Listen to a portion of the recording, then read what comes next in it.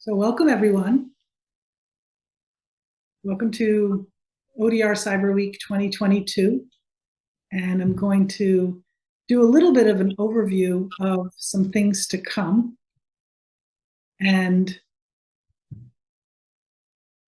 we're highlighting a series that takes a look at the use of ODR beyond monetary disputes. A great presentation yesterday on ODR in healthcare, and right following our presentation today is the ODR and Canadian immigration and refugee cases. So I encourage you to take a look at that and the next 3 events that are happening Wednesday through Friday.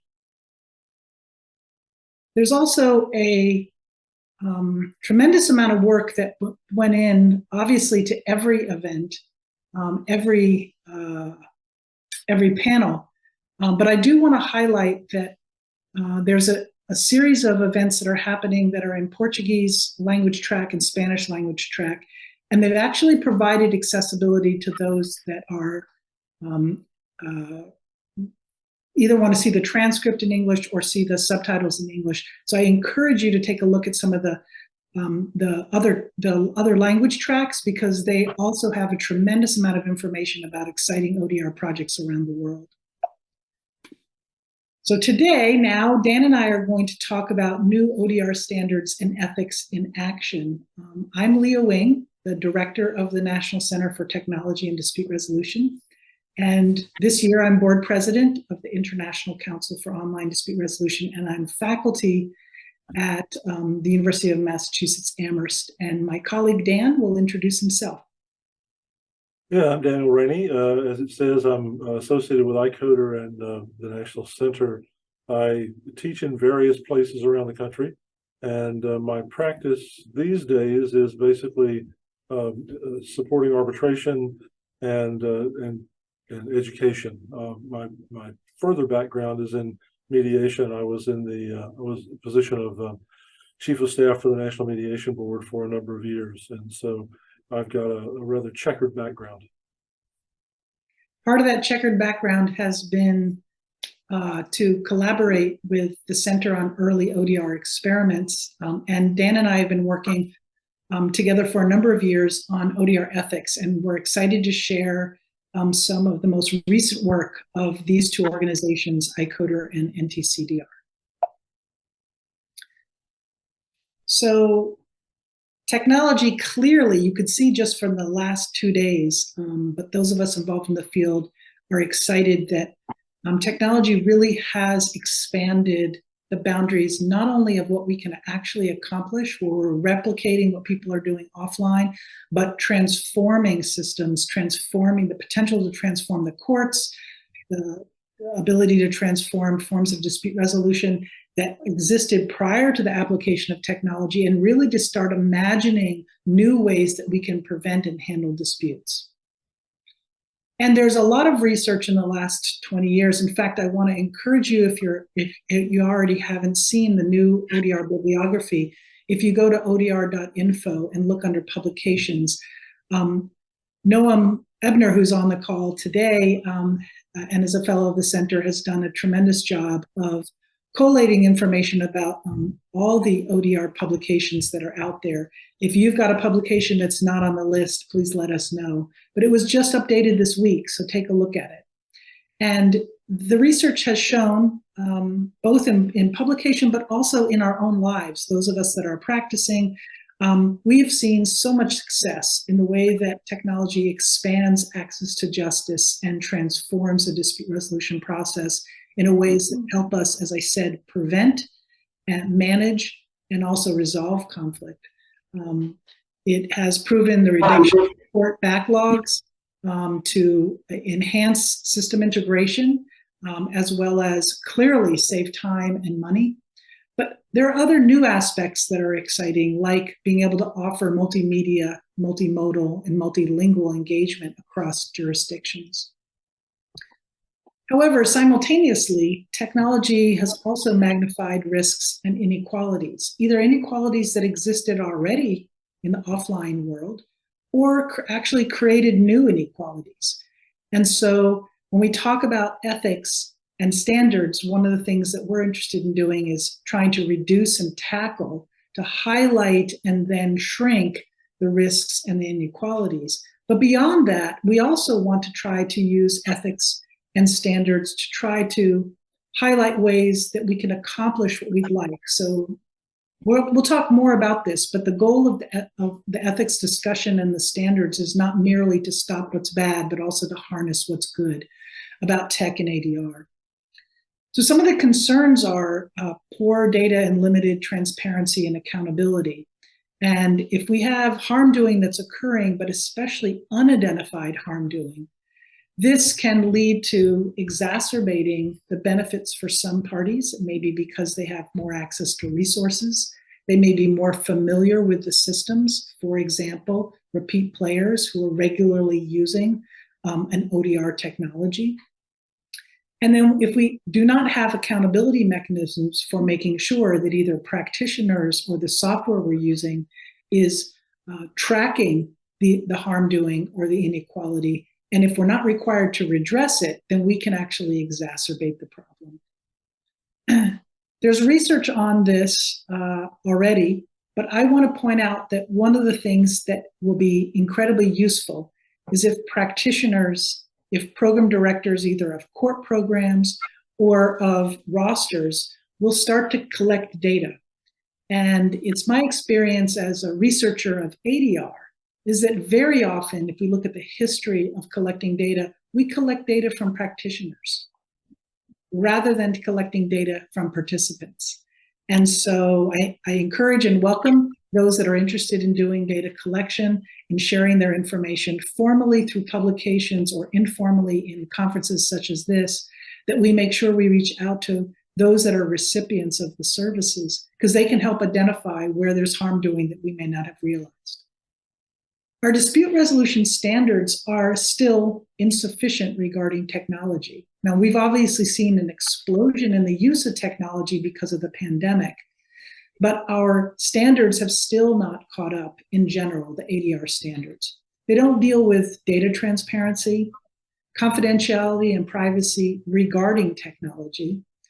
The application of artificial intelligence, whether that's just assisting as an augmentation, not as a decision-making device, may be being used in order for people to use technology for case management, or increasingly we're going to see AI. I think Dan and I argue, along with others, that AI will be used for decision-making as well. And machine learning and integration with other systems are also not included in general in dispute resolution standards. So what are the implications for practice? Well, first of all, more conversation, more data collection, and paying closer attention to what the new risks are will help us see those implications. But we already have a sense so far, and we'll be talking more about that. We have also legal issues that will, I argue, get raised quite soon. Who is going to be accountable or liable for AI bias in ODR? And if no one is at this point, then perhaps it's going to be insurers of mediators and arbitrators who are going to decide who's going to be liable and who's not. What kind of new protocols are necessary for employing technology? That has great implications for our practice, and I can't encourage you enough to check out Dan's new book, where he's giving a lot of concrete suggestions about that. How can tech help to transform to make our processes not only cost effective, but actually secure? And sometimes those two values are actually in contradiction with each other. So we have that ethical dilemma of wanting to have the most secure service, but it may be cost prohibitive. What kind of additional infrastructure and training is needed on ODR ethics? Not just to be a good person, but actually to provide quality service that is a fair process for all. And there are many other questions. The last one I'm going to leave us with here is how can we reduce the risks for all, but paying particular attention to the most vulnerable populations? So that leads me to want to highlight the fact that while so many of us are thrilled about the expansion of access to both devices and broadband and being able to engage in the use of technology, I think that the pandemic has helped to escalate attention to many who have the privilege of using technology to uncover the fact that the digital divide is actually still there. If we look at the statistic from 2022, the World Economic Forum points out that 2.9 of the 7.8 billion people, which is not quite half, and yet a tremendous number of people around the world, percentage-wise, are still lacking opportunities to go online. In the US, we can see that there's a dramatic difference between those with incomes of $30,000 a year and households with over $100,000 a year. And if the majority of middle class and upper class households have access to technology, there may be an assumption that everyone else does. So if we look at the statistics here, just in the US, for those of us practicing here, and say, if a third of adults have no smartphone, what does it mean that we're offering our services over smartphone? If 44% have no home broadband, what's the impact? And of course, these statistics are larger as we go across the world. So with a desire to harness the potential and reduce the risk, we think these qualities and standards are necessary.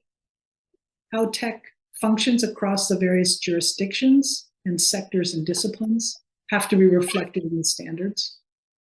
It has to look at the actual increased risk for disputants, but also for third parties, and foster access to justice and positively transform disputing.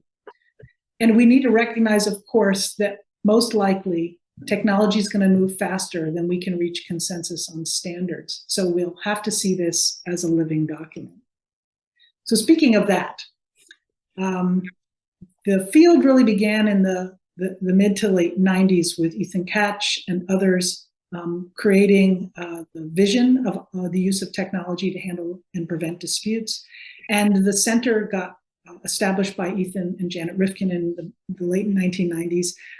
And it wasn't until almost a decade later that we had a first set of ODR standards.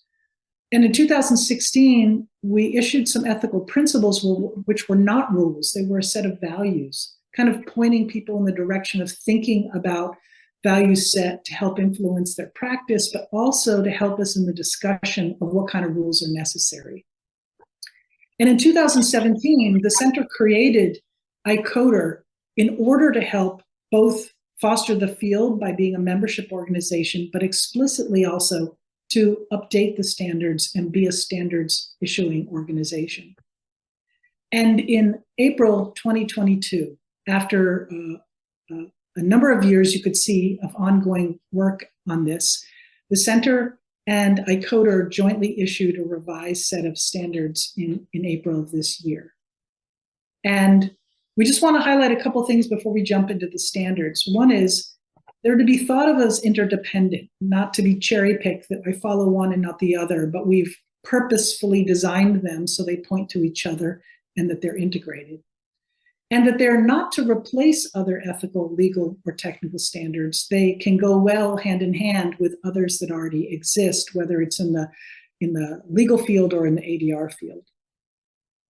So here are the list. They should look familiar because they will resonate with a lot of ADR standards that are already out there. But let's unpack them because each one is specifically designed to address issues related to technology. So Dan, I'll hand the mic to you here. Okay, thank you. So I just would note a couple of things as we start. One is that the ABA just issued its own set of standards, which adopt exactly the headings, the elements that are contained in the standards that we're talking about today, with the addition of some items that relate to court-related ODR. But there's a remarkable amount of consistency, let's put it that way, between the things that we've developed at the center and iCoder and what the ABA is going forward for their membership. So I want to walk through each one of these, and I'll try not to engage in overkill. But the question that I have as we go through each one of these is, what difference does it make that we're talking about this in the context of technology? and what do we mean when we say, for example, accessible in the realm of technology. So what does accessibility mean? One of the things that we think about often when we think about accessibility is accessibility for people with disabilities, or some sort of reasonable accommodation that needs to be made for people who have a disability or a lack of ability to access in a certain way. When we talk about technology, accessibility is a much, much broader issue. Accessibility does have to do with disability access, but it also has to do with the notion of well-developed user interface, so that someone who actually can get to the system can actually use the system reasonably easily without having to use a large part of their brain to figure out what to do with the technology, as opposed to what to do to work on their particular problem. Accessibility we think about in terms of the ability to actually have the technology that allows you to reach a platform. And as Leah said, there are a significant number of people who don't have that ability. So accessibility in the sense of technology takes on a number of aspects that we don't normally think about when we think about accessibility to dispute resolution systems that are predominantly face-to-face. And as we go through all of these, the fundamental question again is, what do I mean when I say this? And that answer is going to be a little different for people as they go through, but there are some underlying things that are consistent.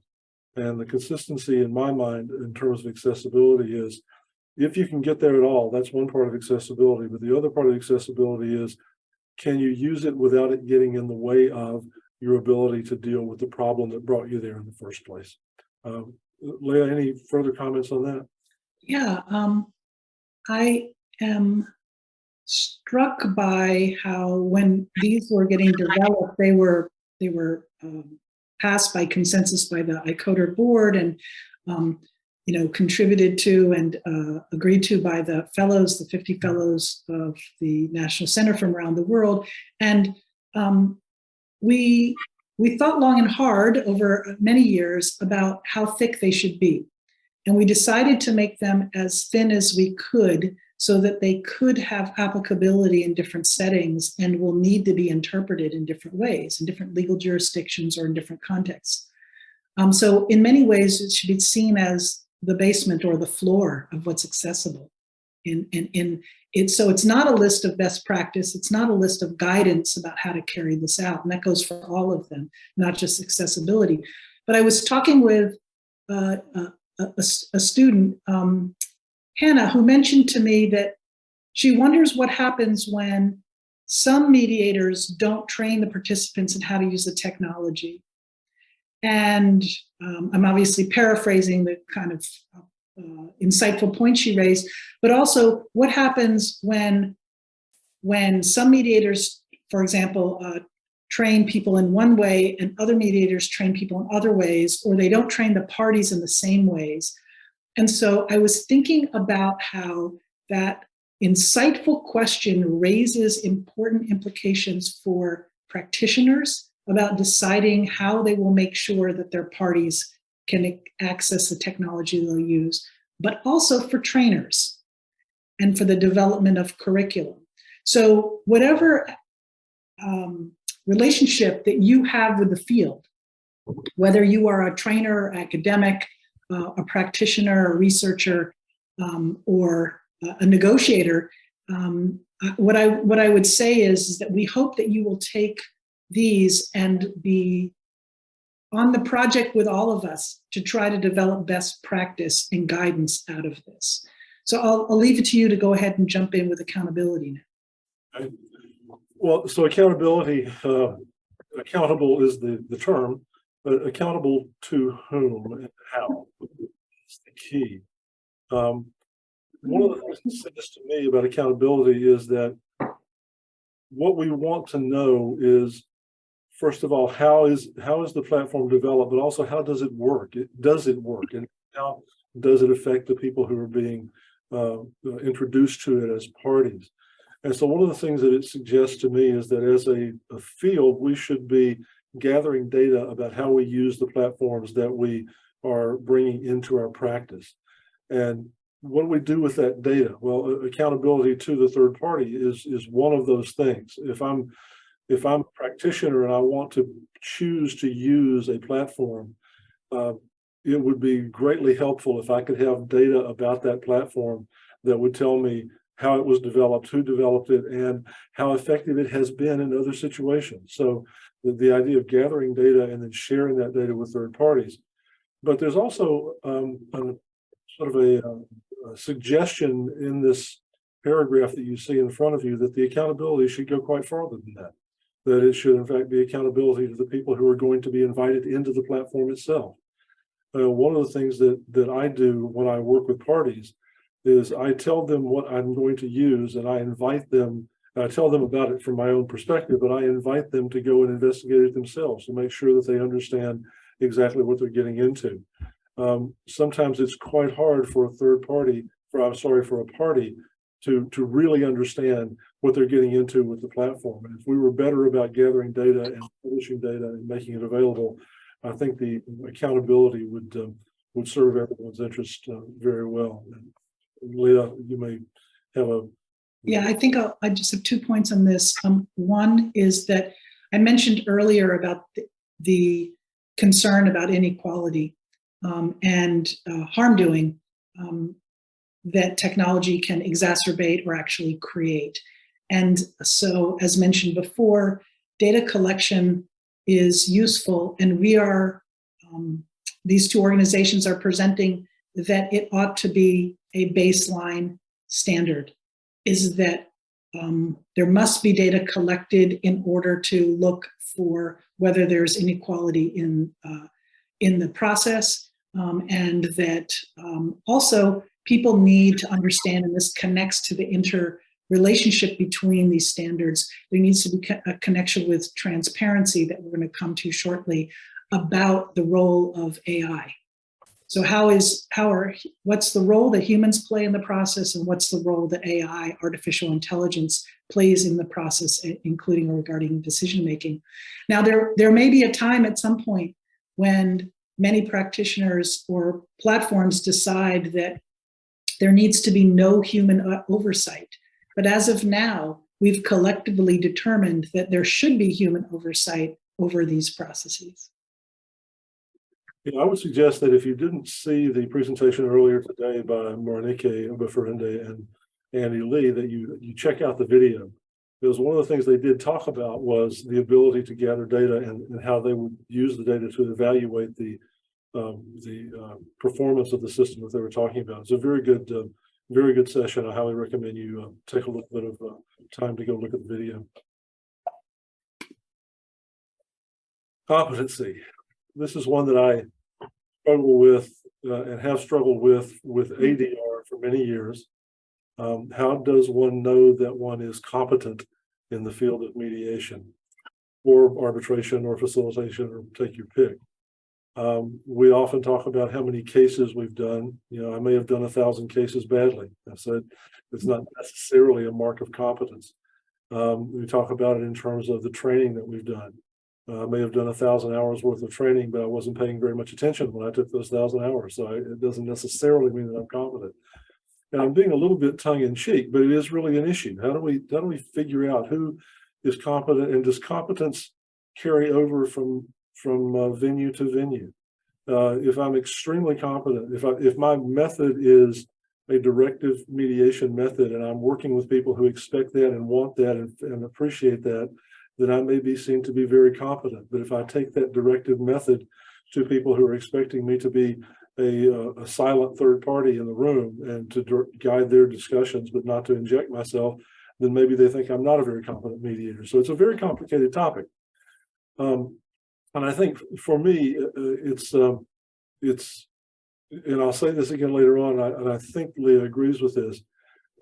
I do believe in my heart that every ADR training session, and especially anything that's dealing with anything even remotely like certification, should have as a part of that training a mandatory part on the use of technology and what technology does to the communication that parties have when they get together to solve problems. At the very least, if we can't completely define competent, we can at least suggest that there ought to be some attention paid to the notion of how I best do this when we're getting trained in ADR. My colleague, Ana Gonzalez, back a couple of years ago during the middle of the pandemic said, everybody's suddenly using technology and they're learning how to use it. But the question is, are we using it well? And that's an issue that I think is one that we should be addressing very, very overtly in the training that we do for anyone who's coming through any of the programs that we do ourselves.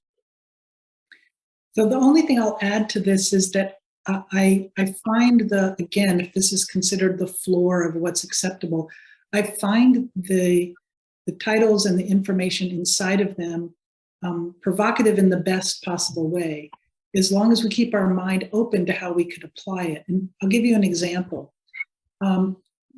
I can become more competent as a practitioner if I also pay attention to the competencies of those I'm working with. So if I'm working with folks who tend to use WhatsApp, then rather than make them have to learn the technology that I use, it may be useful for me to learn how to mediate or intervene using WhatsApp. And I'm using that just as one example. I certainly not trying to make a plug for a particular type of service, but I think that it's not just third parties' competency, it's also the competency of the software, the competency of the parties. And so hopefully these can provoke your thinking about ways in which you can use the guidance around ethics well, not to mix my language, to use the standards regarding ethics to help guide your choices about practice. Confidentiality is another one of those standards that is complicated greatly by the use of technology. If I'm operating in a face-to-face environment and I'm passing paper across the table, at the end of whatever session we have, whether we have an agreement or whether we just have understanding among the parties, I can say to them, I'm going to destroy all of the records that we have. And at some point, I will be able to legitimately say that I can't remember what you said when we were here. So I will tell you that I will maintain confidentiality to the extent that I will not reveal information from this session, either by sharing paper or by sharing information. You simply can't say that when you're talking about technology. It's much too complicated in terms of data storage, data sharing, et cetera. And so one of the things that I think is an ethical requirement on my part is to be honest with and to be detailed with parties about what's going to happen to the data that we share in the session. And I also want to talk with them about, why did I choose the platform that I chose to work with you? Is the data that we're dealing with not going to hurt you if it gets out? So I feel fairly confident that we can use a reasonably open platform to talk about it. Or in some of the cases that I'm working with now, we don't put anything into a technology that we're using. We literally use people who are bike messengers to take stuff around to people. And so it's this whole notion of matching the type of technology you use and the risk that the information that you're passing through that technology is going to be inadvertently or advertently used to harm the parties. And there are lots of things to talk about. Who's going to see the data? And for me, one of the large things that we don't talk about as much as we probably ought to is, what's record keeping look like in my system? What am I going to do when we're done? What am I going to do with the information that we've developed in this system to make sure that it's appropriately handled? So it's confidentiality is one of those things that you almost have to develop a little bit of technical expertise to be able to evaluate the safety level of the technology that you're suggesting that the parties use with you. And so this is one of those things that ties very closely to competence. How much do I know about the notion of confidentiality, and how can I, in a competent way, explain that to the parties in a way that allows them to come in willingly into my system?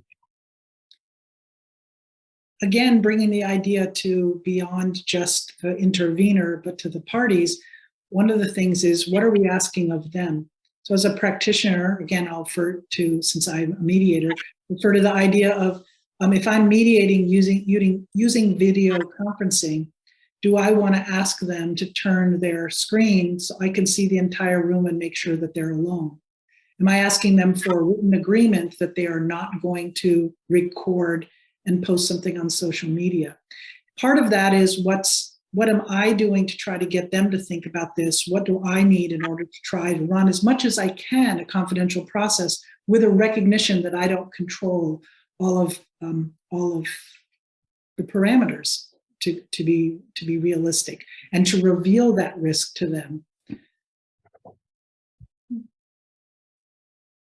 Equal as a standard. This is another one of those standards that I think it depends upon your point of view as to how you define what equal looks like. For me, a large part of the notion of creating a system that treats the parties equally is finding out what disadvantages may lie for various parties and trying as best I can to eliminate those disadvantages. It's not so much about advantaging people, but although that's an issue as well. But for me, it's, is anybody going to get hurt? Is anybody going to be disadvantaged by either the technology that we're using or the way I'm using the technology? And if I'm honest about that evaluation about the disadvantages that may be there, and I make an honest effort to eliminate those disadvantages, then that, in my mind, is about as close as I can get to treating people equally. And Leah, I don't know how you would react to that. Yes, and I think one of the things that I'd like to highlight about halfway through there, you could see that bias must be proactively avoided in the process, the content, and regarding party characteristics. So we don't want ODR providers or platforms that might be actually built by businesses that are handling disputes to be able to collect the data and then offer different processes or outcomes to different people based on the party characteristics. But it also gives us a chance, if we do data collection, to see whether there are patterns of inequality that are playing out that we're not realizing. The other thing is, again, we are encouraging by pointing towards this, that the software developer is not the gatekeeper to equality and to a fair process, which means that practitioners and our field needs to step up and both develop the platforms, or if you're going to pay others to do that, that we set a standard that asks them to proactively pay attention to the expectation of equality and the vulnerabilities of inaccessibility that some parties have to a process. And that could be key to user design, or design that's based on the reality of who the users are going to be. I want to point towards the outstanding panel on women's empowerment and ODR that was done yesterday. And that video will be up relatively soon. And if you haven't seen it, it directly relates to this and the creation of ODR platforms that address issues of attempting to eliminate gender bias in their development. So fairness and partiality, I think, relate back to equal treatment a bit. The notion of fairness and impartiality can be a rather tricky one. I had a case several years ago in which I was going along the route of doing what all good mediators think they should do, and that is create a level playing field so that everybody's being treated the same. And one of the parties in the mediation was a medical doctor who was also the chief of the practice in a hospital. And the other party in the mediation was someone who was a clerk who worked in the office. And I was approaching my work with them as though they had an equal voice in the mediation. And it was very clear that one of the parties was very, very uncomfortable with what I was doing. And we took a break for a caucus. And I asked the question, what's the problem? And she said, look, I understand what you're trying to do, but he's my boss. He's a doctor and I'm not. And we are not equal, and we're not going to be equal when this mediation is over. We're going to go back into a situation where there really is a power imbalance that we have to deal with.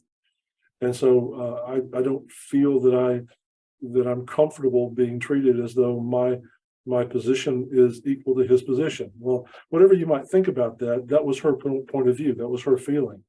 And what I was trying to do then to make sure that I was playing fairly with them and creating a so-called level playing field was to, in my own mind, be able to adapt to that point of view and that feeling that she was bringing in the mediation. So the notion of fairness and impartiality, to my mind anyway, is a very personalized issue that you have to deal with the parties who are in front of you. What does fairness look like? What does impartiality look like with the people that you're dealing with and the issue that you're dealing with?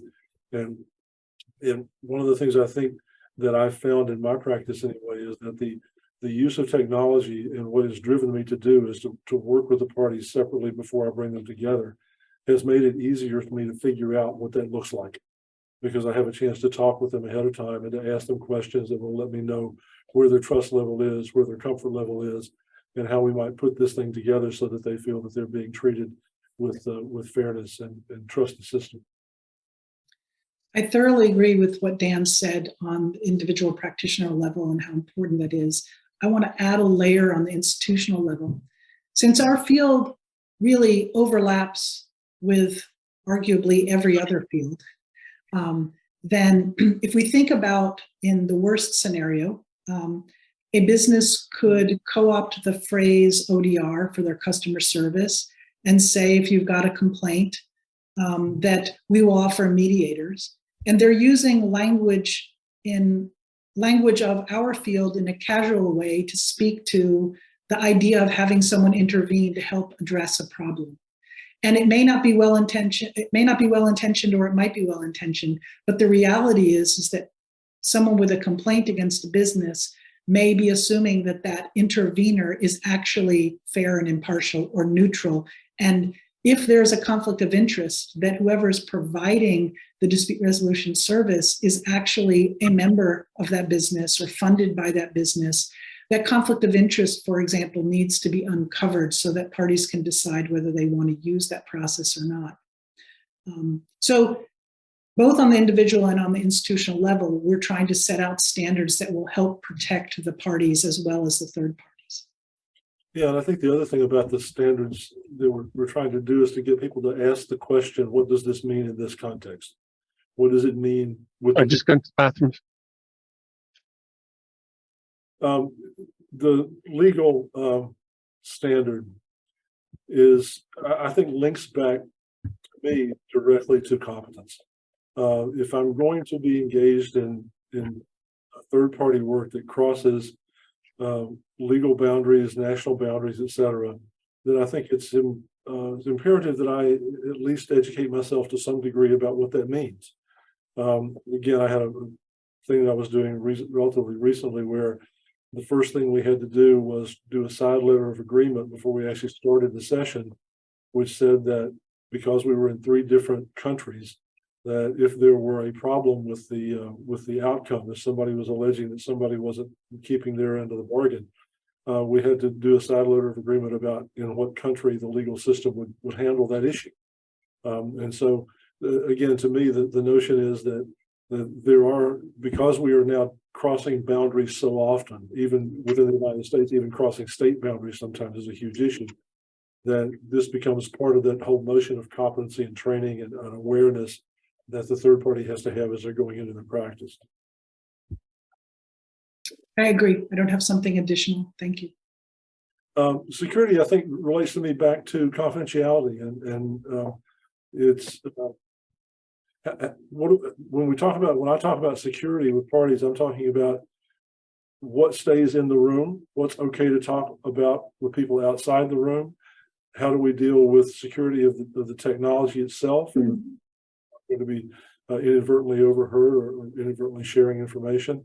So it has several different aspects, but for me, it's really tied very directly into the notion of confidentiality. We're talking about how do I ensure that, to the extent that it's appropriate, the things that you reveal and the things that we bring forward in the session that we have are not going to be inadvertently shared with people who might use them to do harm, or even if they didn't do harm, it would simply be inappropriate for the information to be shared. So it's very closely allied in my mind to confidentiality. I agree, and I'll just point us towards the last sentence, which is besides revealing if there's a breach, which might just happen beyond our control. Perhaps the system that we're connected to caused it. It's important to communicate what steps are taken to try to prevent that in the future. In this way, we're looking at systems design as being a feedback loop for conflict prevention for problems regarding to ODR systems. And now, this is the last one, transparent. We're going to say a couple things about what we recommend folks do with the standards, and then we'll take some time for some questions as well. Yeah, transparency to me relates directly to the idea of self-determination. I mean, if there is a constant, if there is a baseline in mediation across cultures and across legal boundaries, the notion of self-determination is as close as we get. It's not always there. There are some compelled mediation situations that are out there, but self-determination is pretty close to being a universal. And one of the things that I firmly believe, and I've been working with Anna and a bunch of other people internationally on something called the Universal Disclosure Protocol for Mediation, that you have a duty on the front end before you actually begin to talk about the problems that the parties are bringing to the session, to engage in a discussion about a number of issues which have to do with how they are going to be handled, how the information is going to be handled, how you're going to deal with legal issues, for example. There are a whole list of them that if you go through those, the parties have a chance to do a couple of things. One is to say, well, in this process, I'm uncomfortable with this, and we need to find a way to deal with it. But the other is to make sure that when they say, yes, I will join you in this virtual room that you've created, they know what they're saying yes to. And so to that extent, it's process transparency, but then it also relates back to the whole notion of how transparent and how much do we know about the technology itself. Is the technology transparent? Actually explain it well enough so that people can engage in self-determination and choose to use it. And so again, there's, as Leah said when we started talking about this list, there's a lot of crossover that they relate to one another in very specific ways. And it should, I think, cause any practitioner to begin to ask a series of very relevant questions. You may answer in one way or another, depending upon your practice and where you are, but the questions are there. So regarding this, you can see it's quite the paragraph, and there's a lot of depth. There's a lot of depth there, and a lot of key points. But I'd like to point towards the fact that the center also issued this past spring a framework document that kind of outlined a continuum upon which ODR may fall. And I think that's relevant to this because if people are clear in the way in which AI, for example, artificial intelligence or algorithms are playing a role in the process, not just as a place that can assist with housing case files or a payment system, for example, but actually if it's providing either brainstorm options or it's reducing options or it's making decisions at any point in the process, we are saying that humans need to be responsible for the placement of the augmented assistance that artificial intelligence is offering, but also to make that transparent to the parties themselves before they engage in the process. So if you haven't seen the framework document, I encourage you to take a look at it. It's on odr.info under the publications page. And it really helps to lay out the fact that we may use technology during one part of a process. We may use different technologies at different stages.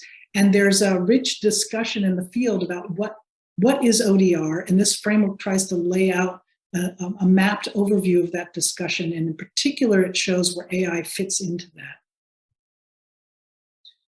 So we recommend that organizations and practitioners use these. As I said earlier on, there's no way, from my opinion, this isn't an ongoing work in progress. Technology is going to change more rapidly, give us new options and raise new risks. And we'll need to continue to try to catch up with the best guidance we can, and eventually with the standards changing as well. But in the meantime, we encourage people to self-certify a commitment to these standards and also to get them incorporated by entities. We've already had membership organizations around the world say that they're interested in, or they already have incorporated these. There are a number of governmental agencies and regional governmental bodies that have either incorporated these or pointed towards them as they're developing their own.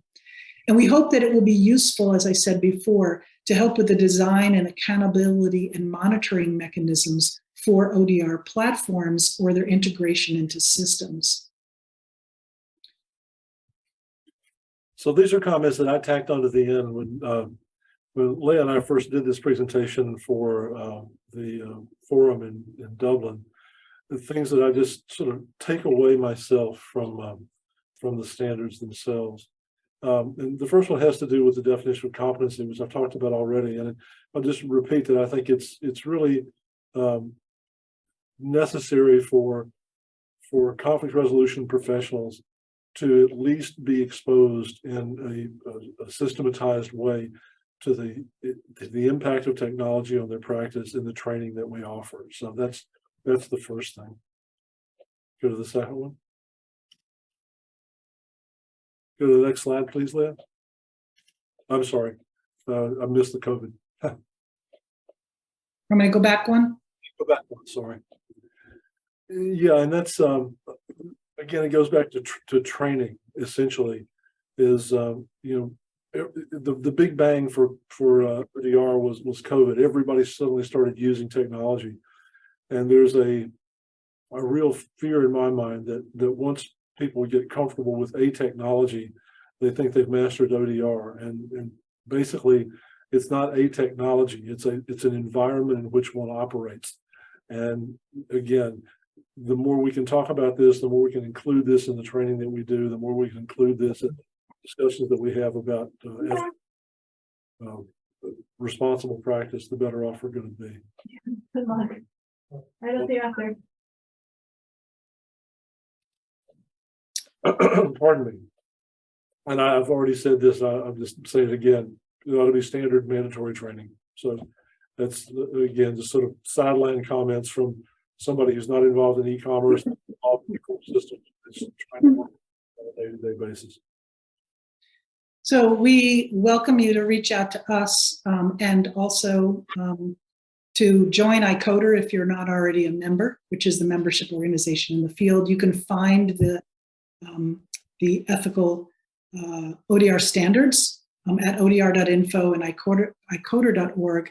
And I will say, if you did not have a chance to hear Dan speak live, he was our keynote, I encourage you to take a look at the very beginning of the program for Cyber Week this week. You can click to watch his video and also download the intro to his brand new book, where he provides guidance related to carrying out these standards, but far beyond just focusing on the standards themselves. And it's an excellent book and wonderful contribution around this.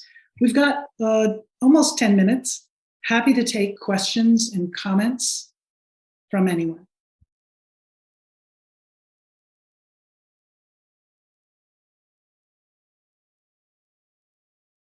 We were either shockingly clear or shockingly boring.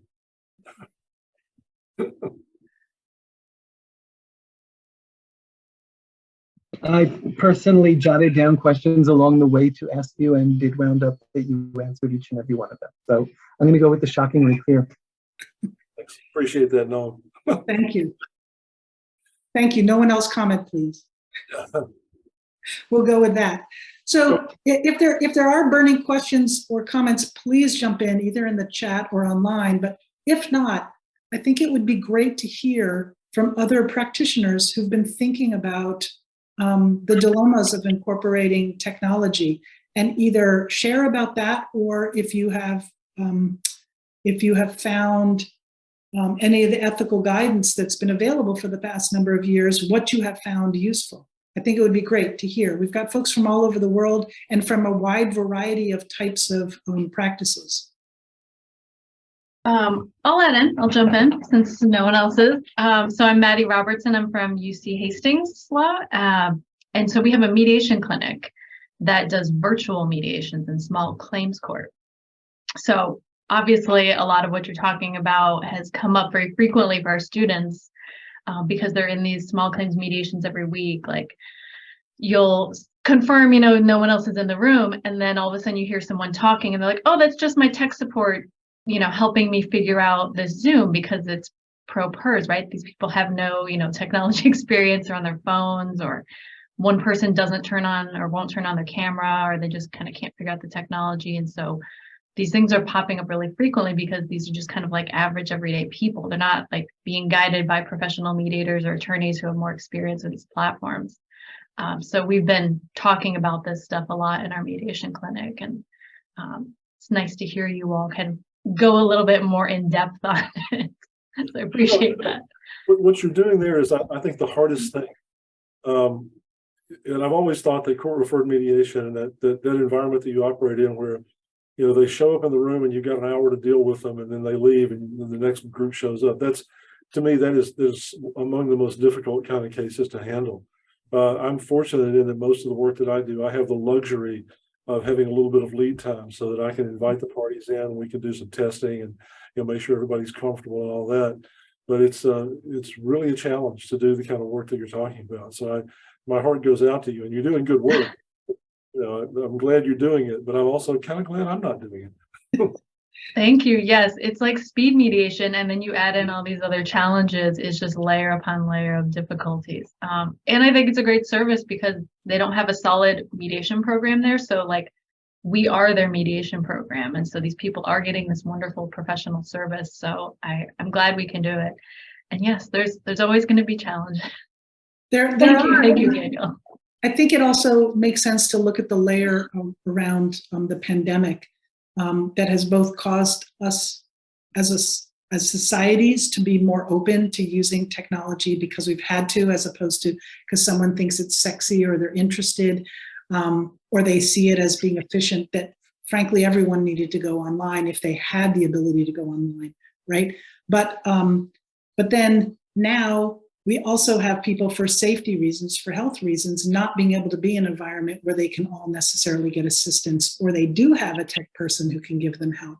So one of the things that strikes me, which is not directed at you, but I'm glad you raised this, is it seems like these are opportunities for data collection, both for a program in an ongoing way, but also to share with the field. And I'm just thinking, for example, if we heard from the parties themselves about what would help them not have to have a tech person, or if they don't have a tech person, whatever else could be useful in getting them prepared, or if they have a dilemma. And if that information was shared in the program, then every new crop of students wouldn't have to relearn to deal with that. And I don't just mean Hastings, I mean elsewhere as well. I think it's would be incredibly useful and a big contribution. And some of that might lead to adding to the best practice guides that we hope are coming out of this, but also eventually to changing some of the standards that can help with perhaps being more concrete about what needs to be included in training. The last thing I'll say is, I actually think for a law school, perhaps this is useful advice or not, but I think there's going to be a brand new profession involved in our field. And that is people who are full-time available to either do training for people who are going to participate in ODR or as tech support during that time. Yeah, as a matter of fact, one of the things that I'm doing now, and I don't want to do it for anybody else, but I have a friend who's an arbitrator who's totally incompetent with technology. And I have been running the technology for his arbitration sessions because he can't do it, literally can't do it. And this is not a profession I wish to be in, but I do believe it is something that is a service that, if it were available, would be really useful. It's almost like a tech co-mediator, second chair. Yeah, it's a good point, because we always have some tech person on all these calls, right? Someone who's just kind of supporting or like making up the breakout rooms. But where does that person fall in the mediation? Right. Yeah. Absolutely. Fantastic. Yes. Any other comments? Oh, Dan, go ahead. So we've got 3 minutes. Anybody else have anything to say? Well, just to tie this to last year, I'd say that Richard Susskind would say to your last idea of this new type of legal technology, he said, yes, that's exactly what I was talking about. I've been talking about, that's a good example of what I've been talking about for years. So I just figured if Richard Susskind isn't here, maybe I could step in and kind of toss that in. I'm so happy that I will be considered kosher by Richard Susskind. I'll sleep better tonight. Well, let me say before Leah does her wrap up, thank you to everybody for showing up. I appreciate it. And I hope some of the things we said were useful. And if you have any follow-up that you want from me, by all means, feel free to contact. I echo that, and also happy to be a support to Maddie and anyone else on the call that's trying to figure out how to make ODR alive and well and responsive.